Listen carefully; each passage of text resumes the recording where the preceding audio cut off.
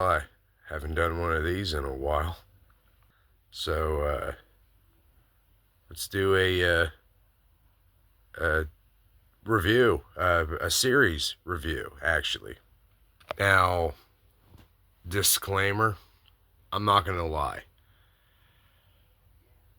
I actually had like zero faith in this show. Like, honestly, and you'll understand where I'm going from. I honestly, this was one of those kind of scenarios that I had to ask myself, like, who the hell is this for? Like who exactly was the target audience of it? And this is one of those cases where I am very happy to say that I was wrong, because this show is actually rather good. So, with that being said, let us begin. This is my review for the HBO Max series The Penguin. Now, how to begin? Uh, The Penguin is a series spinoff from the 2022, I'm pretty sure it was 2022, but the 2022 Matt Reeves The Batman film, or in other words, the Robert Pattinson Batman movie, which I never did a review of, but if you ask me how would I rate it, it's 2/3 of a good movie. Uh, to quote Gary Beekler, it's 2/3 of a good movie. That last act of that movie was absolute garbage. But it's funny because it's like when you really look at the scope of it, I can kind of understand why they made this series. Because what was the most talked about thing with that movie? And that was Colin Farrell's performance as, they call him Oswald Cobb, but the character's actual name is Oswald Cobblepot, but it's the Penguin. And because it's like, you would never have thought, because that was what everyone talked about with that movie, from what I remember, at least through the press junkets, was how that doesn't look like Colin Farrell. Because they've got him in like a fat suit, and they've got him under like 6 inches of prosthetic makeup, where he looks like a grotesque version of Robert De Niro from The Untouchables. So, trust me, once you see it, you can't unsee it.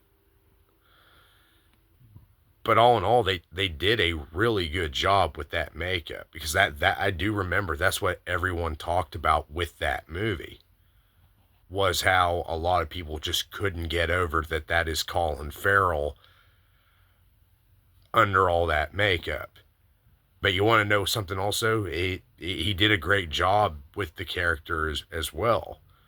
That, between his acting performance and the makeup, even I never would have guessed that was him. Now, you can tell it's him in the show because they do, obviously, you spend a lot more time with him, so you get a lot more close-up shots, and you can still kind of see that the Colin Farrell isms in it, but you can still, so you can, from time to time, you can still periodically tell that that's him. But anyway, I guess to kind of emphasize more on like what this show is, it's interesting because it's like,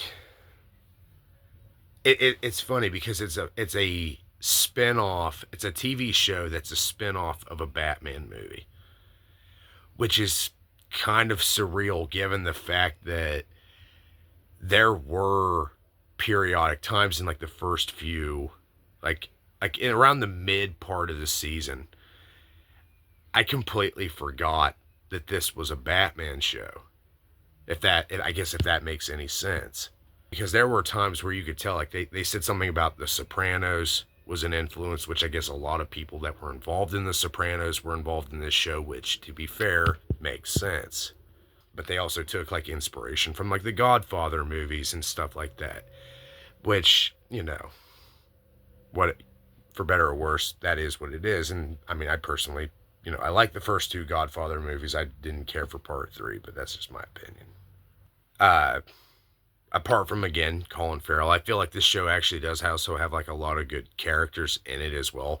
Some of whom are actually played by some pretty uh, genuine actors. Like they brought back, they bring in, they recast Carmine Falcone with, what's his name, Mark Strong, which is fine. I just don't know why they didn't get John Turturro or however you say his name to get him to come back. I just don't know why they didn't try it, but it is what it is. But if I would have to say, if there was a character performance in this show that really, really, really caught my attention, and my apologies if I butcher the actress's name, but I believe her name is Kristen Maloney as Sophia Falcone. Like, she's a very good actress. I do remember, I believe she was in The Sopranos way back when. Uh, she's a phenomenal actress, but what I think really I thought was kind of just refreshing with her as a character is just the kind of the level of depth she had from like a personality and like how she kind of handles everything around her and stuff like that, and how people tend to underestimate her when reality she's actually kind of a force to be reckoned with. But what really kind of drew me to her character is that I thought to myself, holy fucking shit, the writers and producers of this show actually seem to have a genuine understanding of what a strong female character actually is supposed to fucking be.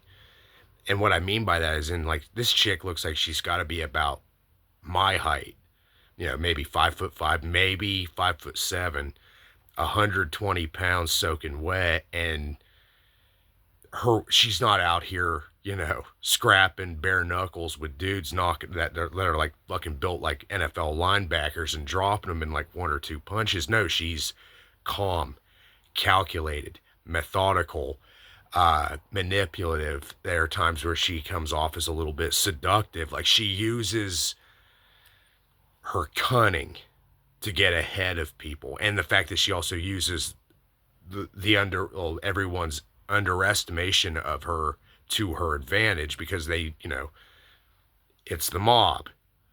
So she's taking advantage of like their sexism and stuff, and then subverting them, and that's how she ultimately ends up like taking over.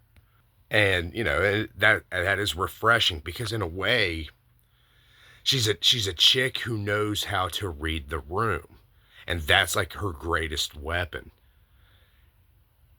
And it's really refreshing because it made me hearken back to like the femme fatales of like film noir from like the 20s and 30s and like early 40s and stuff like that. And it was really fucking nice to see. You don't have to be built like proverbial bitch who fights bears in forest to be a badass bitch. You know what I mean? Sometimes it just requires, strength in a woman can literally just come from being smarter than all the men around you. That's what it just takes. So take note of that, ladies. Plus, I'd be a liar if I said that the actress, again, I think it's Kristen Maloney. I'd be a liar if I said she wasn't an absolute babe. Like, holy fuck, bro. Like, now I can understand why people were doing wellness checks on Ryan Kinnell out of fear that he's going to beat himself off to death. Like, holy shit, she was a babe. Which is funny because I don't know why, but like every time I looked at her, she kind of low-key reminded me of my ex a little bit. And it was like, so that's what she'd look like if she was a psychopath.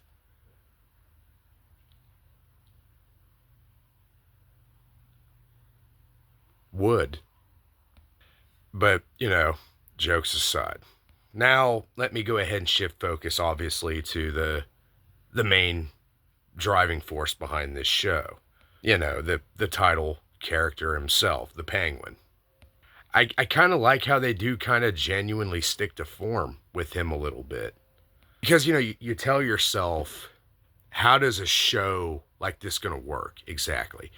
Like, how the fuck do you adapt? Because let's be real, up until Colin Farrell, like the last two versions of this character in live action was Danny DeVito and Burgess Meredith, who both were kind of like in a way, the old school comic version, with Danny DeVito being a more kind of extreme, psychotic, kind of gothic take on the character, if anything. Because let's be real, when you think about a villain like the Penguin, you know, a guy who's literally got like a penguin gimmick, who uses weapons disguised as fucking umbrellas and shit like that, you don't exactly take a character like that serious. But they do actually play him kind of practical in a way. Because they do kind of play him off as like almost like a Tony Soprano-esque kind of character, and I really kind of dug that. But also sticking form to his character, he's, you know, I mean, let me go ahead and try to break this down for you.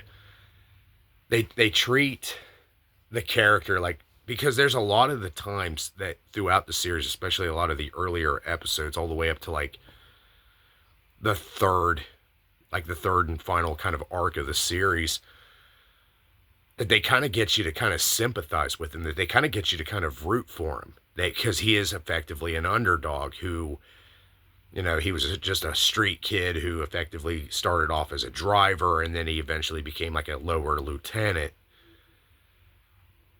And he just wants a little bit, you know, more out of life. So, you know, you're kind of rooting for him.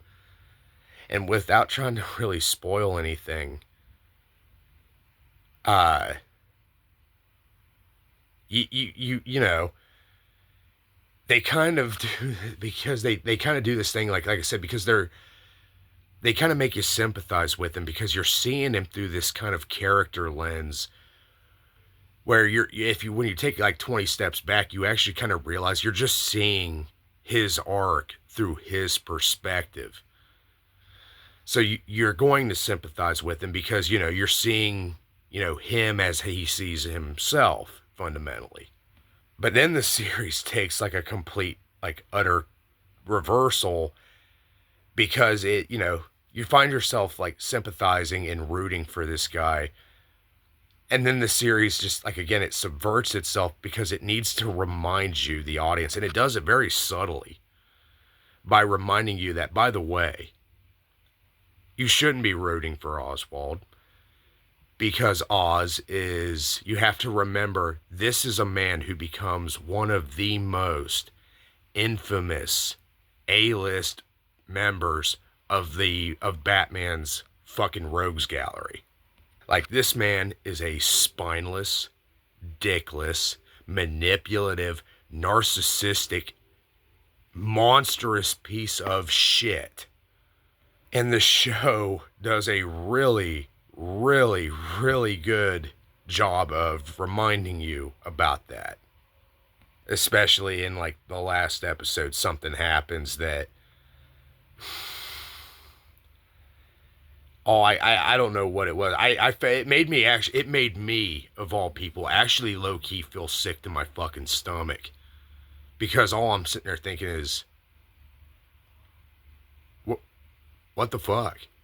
Why would you, why? After everything that's happened, you would do that. Like, what the fuck? Not gonna lie, it low-key kind of fucked with me a little bit. Kind of, in a way, what happens is, I guess it would be like, you know, shooting a puppy because it pissed on the floor, you know what I mean? Or having, you know, something. But again, in a way, it is masterfully done. And I kind of have to appreciate it, even if it's fucked up, you know what I mean? But then, it's a review, so I guess I gotta kind of brace people. So I am going to be kind of going into some spoilery territory, so just bear with me. But it's something. It is, to be fair, the biggest gripe that I do have with the series. So bear with me. Eventually, things get kind of set into motion where you fundamentally end up with a lot of mob on mob violence, like a full mob gang war kicks off, mostly because of Penguin, but it's mostly just due to a power vacuum because of the fact that, you know, Obviously, in The Batman, if you haven't seen that, I would highly recommend watching that movie before you go into this show, because it is kind of relevant. But, I sit there and I got to thinking. You got all this mob on mob violence, right? Gangsters killing gangsters, full blown gang war.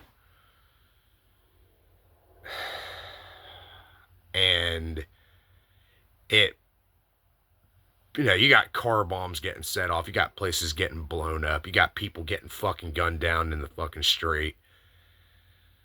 And I noticed something, and it caused me to kind of ask several times watching this show, I found myself asking, like in the earlier episodes and in the later episodes, I found myself asking this $1,000,000 question, or should I say $1,000,000,000 question.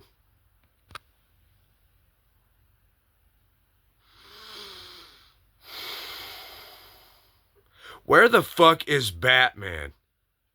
Like, you got all this shit going on, and the Bat is nowhere to be fucking seen. Like, low-key spoiler alert, if you're expecting Batman to show up in this fucking show, no. Just go ahead and erase that thought, because there are going to be times, especially like in the midpoint of the season, you're going to forget that this is, again, a spinoff of a fucking Batman show, because they don't talk about him. They don't mention him. They don't tease him. And again, amidst all the violence and the chaos, he never once shows up.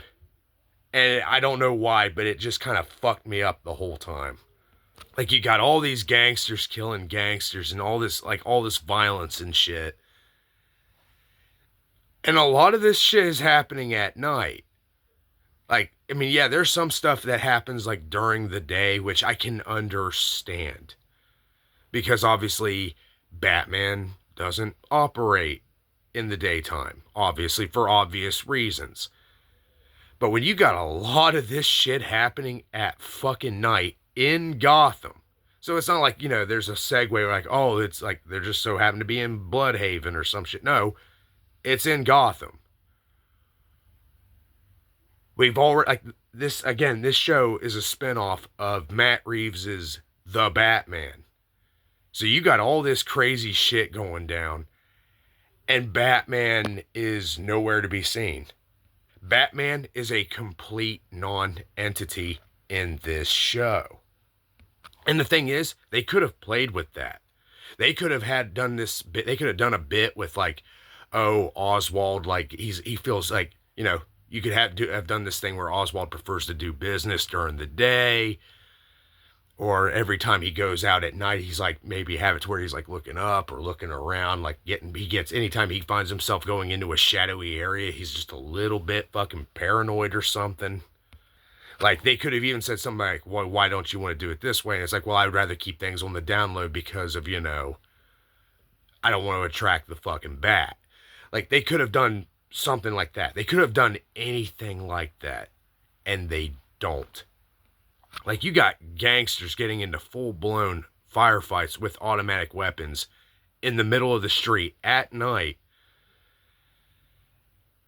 and Batman is nowhere to be fucking seen, like, at all. Like, they don't even talk about him. Like, they never reference him, nothing. Like, you completely forget. Like, if it would make sense if they said, oh, this is a prequel series to the movie. Like, Bruce Wayne hasn't become Batman yet. That would make sense. That would make perfect sense. But the thing is, Batman exists in this world, and the Batman did show that he can get around pretty quick, so it's like, what the fuck? Like, where is he? Which, for the people involved in this show, I will say this. Multi-season Arkle Batman show win. Can we just stop making Batman movies and just focus on doing, like, gritty live-action Batman TV shows like this? Shit, just adapt. Like, do, like, villain of the, whatever villain arc for this whatever season, right? So one season maybe it's the Joker, maybe one season it's the Riddler, one season it's fucking the ventriloquist or Two-Face or something like that, or Scarecrow. uh I'd watch that. In regards to this, like, the only time that you remember that Batman exists in this, it's the one spoiler I'll give, and it's just before the last episode of the season comes to an end. Oswald is dancing and is in his penthouse. He's dancing with his hooker girlfriend, and she says something to him about no one can ever stand in your way now. And he says, "You're goddamn right." And the camera pans out of his penthouse through the window, cycles up around to where you just see kind of the Gotham City skyline, and then you see the fucking bat signal light up into the sky, and then it cuts to black. And I thought, it only took literally like the last blink and you'll miss it second of the fucking show to acknowledge, oh yeah, by the way, Batman exists in this show. That was the only thing about the whole show, in truth, that bothered me, because like I said, I know Batman. And you're trying to tell me that Batman just ignored all this shit? Like, or what, is he fucking busy? Like, what? I mean, I get it. Batman's got his work cut out for him, but damn, dog. Evidently, Batman got the molasses up his ass or something, because homeboy taking his sweet fucking time. Well, I guess we'll just have to save it for The Batman 2, or whatever the fuck they're calling that movie. But in all seriousness, jokes aside, after that long-ass rant, I actually really dug this show. I thought it was really creative. Like I said, it made me kind of harken back to shows like The Sopranos. Not as vulgar, though. I noticed there's almost like they downplay like sex and sexuality and stuff like that, which was really nice to fucking see, because you don't constantly need like a sexual element in stories like this to drive it, and that was really nice to see. The acting performances were great. The writing was really great. I mean, there were some kind of twists and turns but that's only because I'm a comic fan, so it does kind of like, I ask myself, why the fuck, what was the point of that? But that's just gripes. Again, comic book fan, so, it can't always be perfect. But I suppose to get to the point of the review that, the last part of the review that anyone inherently gives a damn about. And that's, was the show overall good?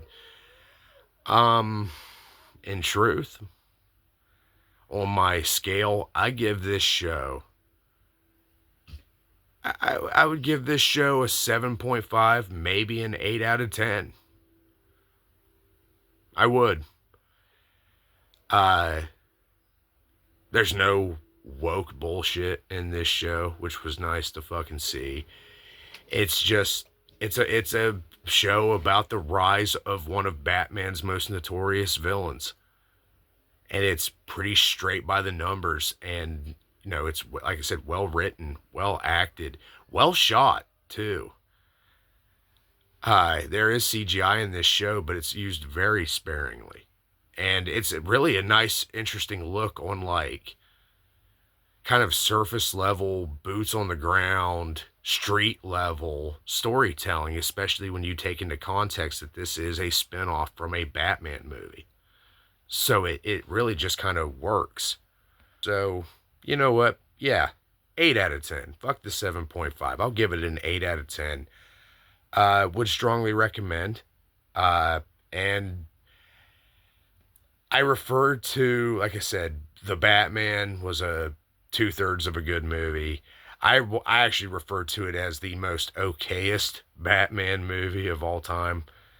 I think Robert Pattinson was a good Batman. I think he was a trash fucking Bruce Wayne. But I'm willing to give it more of a chance, because I'm willing to see what this, how this all proceeds. Maybe this will give us, if Warner Brothers has any common sense, they'll make a live action Batman series. Or hell, maybe even do other villains and showcase them in TV shows like this. That would be pretty cool, I think. Especially after Joker 2 was a fucking was a flawed a prom night dumpster baby of a movie. You know, maybe do a show like this with the Joker, maybe kind of show his fucking rise, you know, something like that. I mean, maybe not, because I'm not gonna lie to you guys. I am a Joker fan, but I'm also getting really sick and tired of seeing the fucking guy. I don't know, maybe do Scarecrow or something. Or, hell, fuck, Prometheus. Do a Prometheus TV show. Come on, Warner Brothers. If you could do this with the Penguin, do something like this with fucking Prometheus. But a motherfucker can dream. Anyway, you know, if you've made it this far, thank you for watching. I like to do these for fun. And you know, there's nothing wrong with, you know, in a world of trash entertainment, I like, you know, I believe in meritocracy.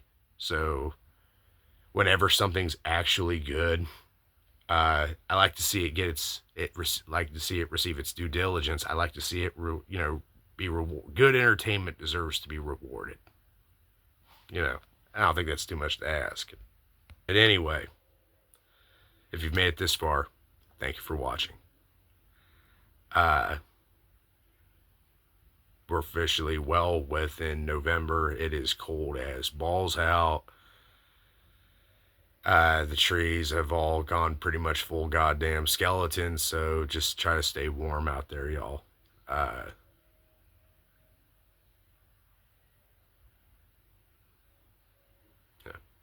Anyway, that's all for me. So, you know, may you all have a very good night.